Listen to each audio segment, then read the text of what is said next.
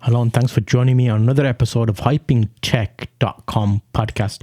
Today, breaking boundaries. Twitch is finally adding stories and a feed for discovering new streamers. In this episode, we're going to cover a number of articles, just bring you up to date with what's going on in the hypingtech environment. Lotus company has finally grown up. So they've got a couple of new cars I'm going to be looking at today. Silverman Sues ChatGPT. That's going to be interesting. What's that all about? It seems like ChatGPT has lots of shine now and is on a thin, fine line. It's had a drop in users as well. Thumbs up emoji counts as a contract apparently in Canada. There's been a law. We're going to look into that article, as well as some internet rage baiting techniques. There's 10 apparently. We're going to have a look at those today, as well as Threads surpasses 100 million users, Pixel Fold versus Samsung Galaxy Z Fold, and what's a hybrid solar system. We got a bit of fun news as well, so stay tuned at the end for the fun news from Lad Bible as always. So first up, we're going to have a quick look at Twitch and what's going on here. So Twitch is finally adding stories and a feed for discovering new streamers to watch. So if you're not familiar with Twitch, basically a platform, think about YouTube, but it's only live streaming. We are actually live on Twitch. So when I do my hypingtech podcast, we're live on YouTube, Twitch, Facebook, Twitter, LinkedIn, and a couple of others that I forget, and the main ones basically. So this allows people to have Twitch streams on, but normally you're found when you're live. If you're not live, it's kind of a bit more difficult. So what they're doing is they're adding stories and a feed. So they're trying to compete with YouTube here. Let's have a look at the story, what's going on. So it's probably safe to say no one could have predicted that LinkedIn would have stories before Twitch, but here we are. Nearly 8 years after Instagram, Twitch announced Saturday that its own user will be able to begin recording stories starting later this year at its TwitchCon Paris event. So they basically had an event. What's going on? So Twitch announces chat pinning feature for those with robust bank accounts. Oh, you have to pay for it. It costs anywhere from $1 to $500 to put your message up on top. Okay, so it's like an advertising type platform. Would you advertise on Twitch? Because Twitch is all about live, interactive channels, it's not our goal for viewers to spend hours in a clips feed, Twitch said. Well, that's the thing. Even with YouTube, I don't think the shorts are performing very well. So what's happening is, shorts, there's not many advertisers.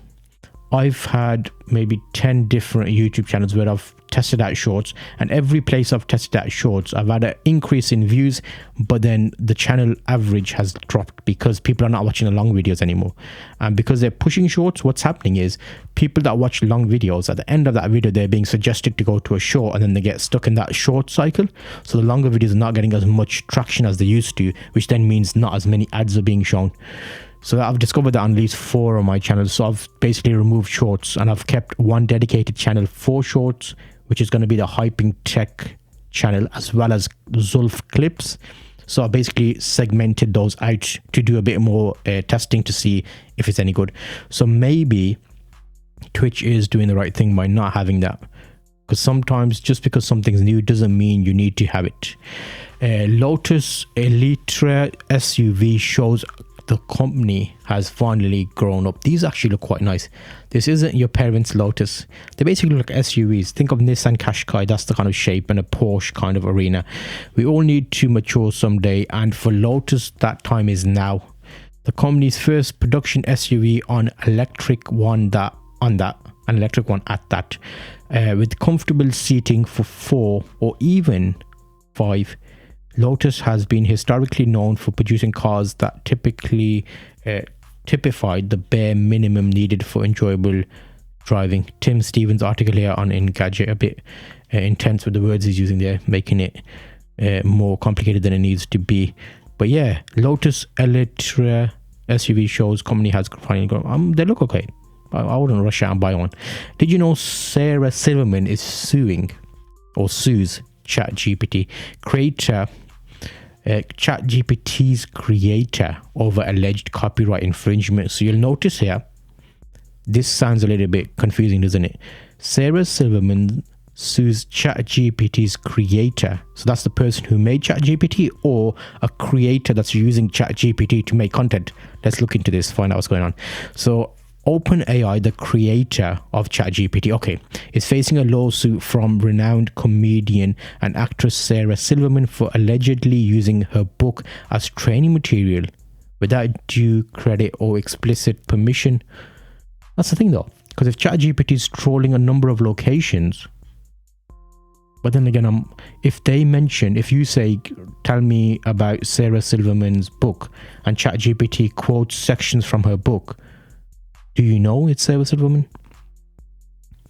Okay, it's getting old. This territory is going to be becoming interesting. So unless we have a few baseline cases to find out what's suitable and what isn't, we won't know. So without due permission, then benefiting financially from it, Silverman, Emmy Award winner and author of The Bedwetter, is joined in her legal challenge against OpenAI by fellow authors Richard Kadri and Christopher Golden. The lawsuit argues that a healthy portion of the material used to train the LLMs behind ChatGPT is protected by copyright laws, and that's since it was used without due credit and compensation, OpenAI should answer for it in court of law. Okay, that's interesting though. Was that book openly available on the internet for ChatGPT to troll it and find that information? Because I would think that's behind like a pay barrier, or you have to have a specific account or buy the book or buy a digital copy. So very interesting. The allegations run deep. So we'll keep an eye on this story. We'll see how it progresses over time. Did you know Canadian judge rules the thumbs up emoji counts as a contract agreement? What? So now a farmer has to pay inducing $62,000. Why? A Canadian judge has ruled that the popular thumbs up emoji not only can be used as a contract agreement, but it's just as valid as an actual signature? No. But then again, interesting. So the case involved a grain buyer sending out a mass text to drum up clients and a farmer agreeing to sell 86 tons of flax for around $13 per bushel.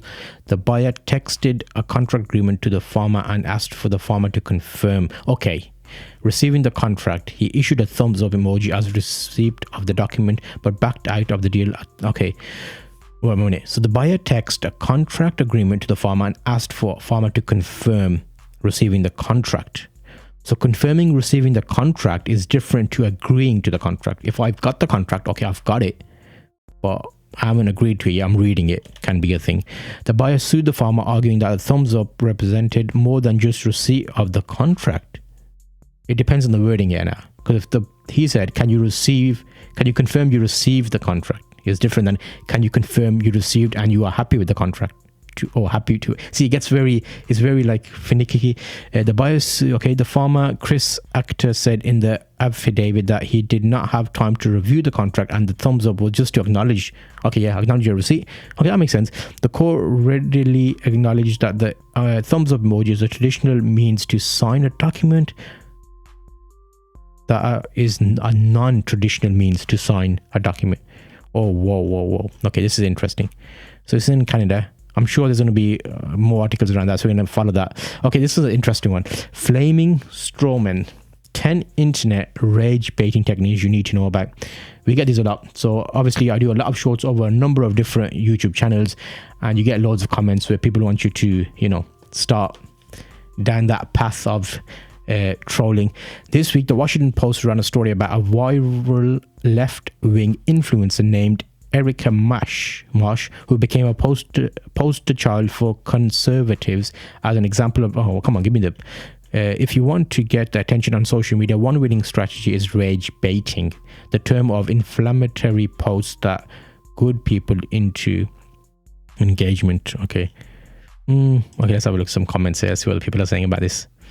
Where do unnecessary slideshows fit into this? Breadcrumbing, rather than presenting content in a convenient and easy to digest form from a platform, offers up an interesting tidbit and strings out the rest of the meaning. So basically they've not given us anything here. Thomas Gurman published yesterday on Gizmodo, that was a bit of a rage bait there. Instagram's Threads surpasses 100 million users. So I tested it. It's not all that, but obviously nobody wants to be left behind. It's a new platform. Get your usernames. That's the thing, isn't it? And because it's a big platform like Instagram, it's got a bit more weight behind it.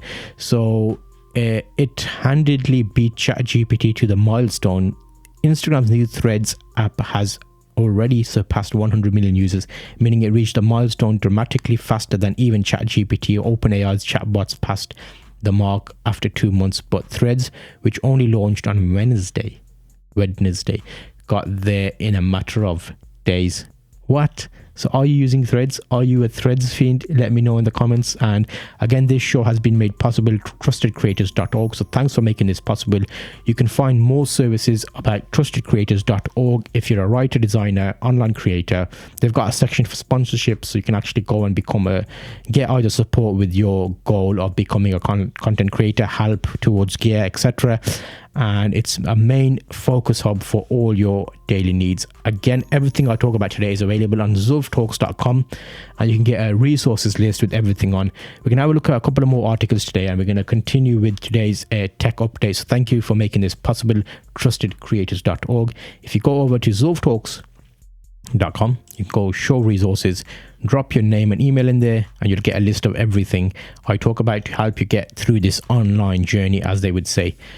Now we are back to luxury phone camera clash. Google Pixel Fold versus Samsung Galaxy Z Fold 4. It isn't as close as a competition as you might expect from two phones that cost just shy of $2,000. They're both folding phones. It's well known over the years. This comes out as a bit of a gimmick, folding phones, and then they just die away. You get one, I've never really gone into that fad. I can see that's the reaction there, exactly what you want with a folding phone. Say no more. What is a hybrid solar system? Solar systems can be designed to operate on or off the grid. Going hybrid can offer the best of both. So you'll see that roof there is basically jam-packed with solar panels, and it's got a tree right in front of it to reduce the amount of light. Well done, mate. Going solar is typically about cashing in on the free energy the sun offers to sell it to a local utility. Okay, so you're getting energy, selling it back to the grid. You cannot always use the solar modules if your power goes out, explain New York Solar Energy Society founder. To get both the utility savings and the peace of mind that comes from connecting the system to a backup battery, you're also going to have to go hybrid. Hybrid basically means you're going to use energy from your own home as well as from the grid. When you don't have sun and your batteries run out, you can use the energy, but you use significantly less, because obviously if the sun, you've got enough batteries, you'll be fine for a month. Defeated author becomes bestseller overnight after video of empty book selling goes viral. So he's basically sitting in the shop with his books, no one is coming up. A couple of TikTok guys saw him, felt sorry for him, because obviously he's wrote a book, murder mystery, I understand, and they shared it on TikTok, and he became a bestseller overnight on Amazon. And sometimes, the social media can be used for good, so don't always think it's just about fun. Thank you for joining me today on the hypingtech.com podcast, made possible by trustedcreators.org. I will see you on the next episode as we delve into what's going on in the hyping tech environment. Take care, and I'll see you in the next one. Just here.